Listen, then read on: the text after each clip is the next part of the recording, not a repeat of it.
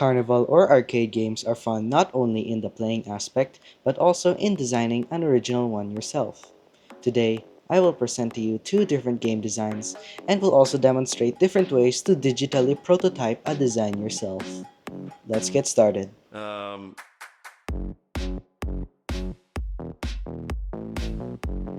So for the first game, we have Random Bounce. um, It consists of some wooden or plastic boards, a small ball around 1 inch in diameter, and randomizer sticks in the backboard on which the ball can bounce and ricochet.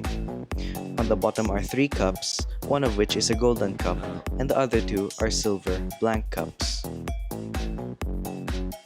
To start playing Random Bouncer, players must insert 2 tokens. Players will be given 3 tries to position the ball on the top of the contraption and drop it. The goal of the game is to drop the ball into the golden cup 3 times in a row. If a player manages um, to do so, they will win 500 tickets. If not, they will walk away with nothing. A player may spend their tickets or points on various digital or physical prizes, depending on the location. However, Random Bouncer um, may have its own prize panel. Since there's only one win situation, we can have big prizes as a reward, such as gift cards and large stuffed toys.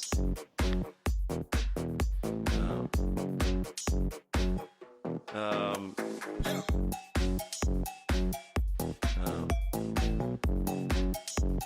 As for the physics elements seen in Random Bouncer, I will only be going through the basic elements. We first have the center of mass. The center of mass is the point of equilibrium in the distribution of mass across an object. In Random Bouncer, when the ball lands on a peg, due to the triangular point on the peg, there will be a very small room for the ball's center of mass to balance itself on. Therefore, the side of which the ball's center of mass lands on will always be the side on which the ball falls from the peg. We also considered gravitational pull. Gravity directly affects the gameplay in Random Bouncer, since gravity is the constant force that pulls the ball down, causing it to fall and ricochet across the pegs until it falls into a cup and stops. Now let's talk about probability. In Random Bouncer All or Nothing, the probability of the ball falling into one of the 3 cups is exactly 33.33%. This is because all the 3 cups are the same size, so it is a matter of simply dividing the ball's chances into 3.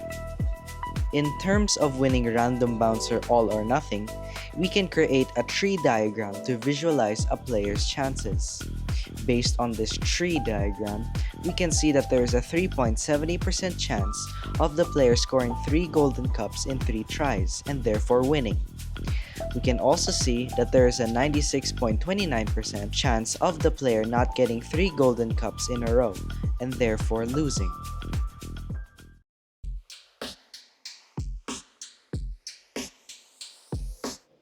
Velo Strike is a remixed version of single-player air hockey.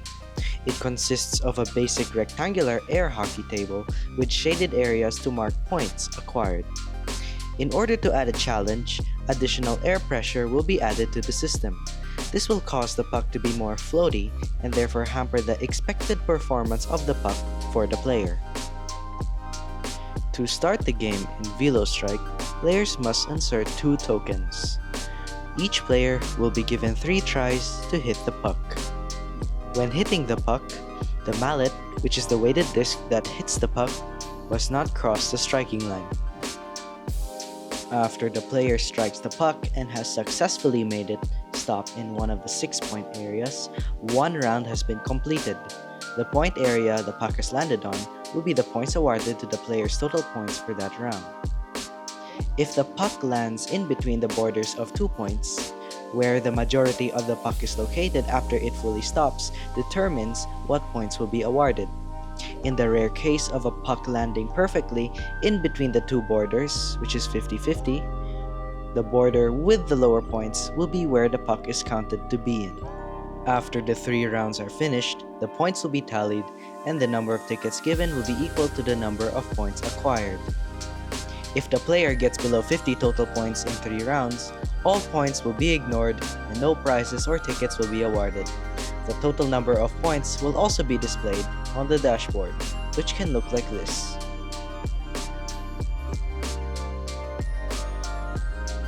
As for the prizes, the tickets acquired from VeloStrike may be spent on various physical or digital prizes depending on the location. However, VeloStrike may have its own prize panel consisting of different sizes of stuffed toys depending on the minimum amount of points that the player has acquired. As for the physics considerations in VeloStrike, it is pretty straightforward. We first have momentum. Momentum is the product of the mass and velocity of an object. When players strike the puck, the energy transferred into the puck will cause a large spike in velocity. Once all the energy has been transferred, momentum will allow for the puck to slow down at a uniform speed. Velocity is also applied in VeloStrike. Velocity is an object's speed combined with its direction. In VeloStrike, velocity can be seen everywhere. First, we have the mallet, which will travel at the speed which is directly proportional to the speed of the player's hand, and will travel in a short, straight line, lengthwise of the hockey table. Second is the hockey puck, which will travel in a roughly similar velocity and direction as the mallet.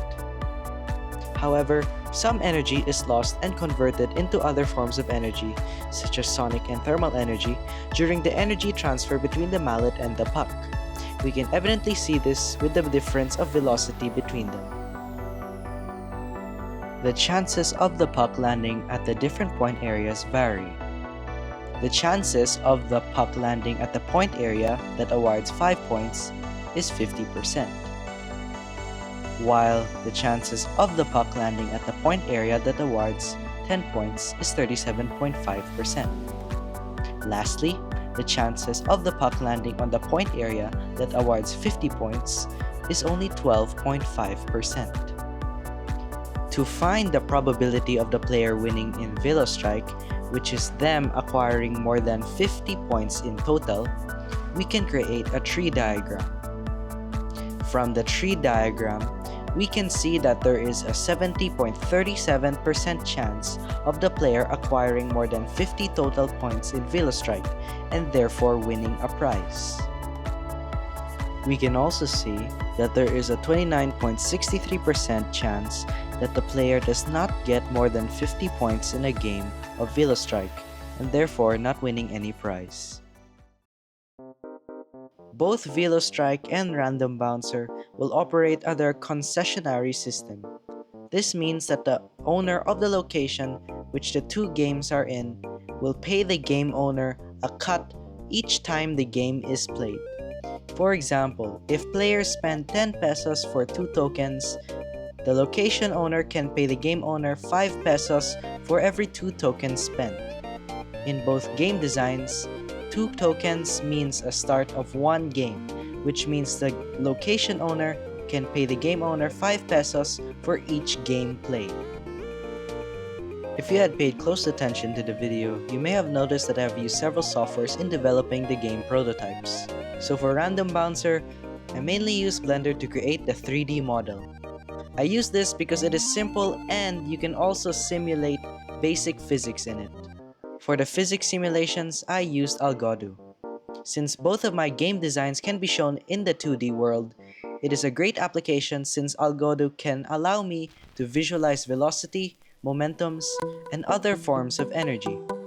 And lastly, for VeloStrike, I used a more simple software called Draw.io. Draw.io is super useful for creating detailed diagrams in the 2D world, meaning that if you have a simple idea of a game such as a board game or any other thing that's 2D, you should use Draw.io to quickly prototype it. All the software I've used in this video is free and I will put the links of them in the description. So that is all for today, so please like, subscribe, and follow my artist profiles. And as always, thank you for watching, and I'll see you in the next video.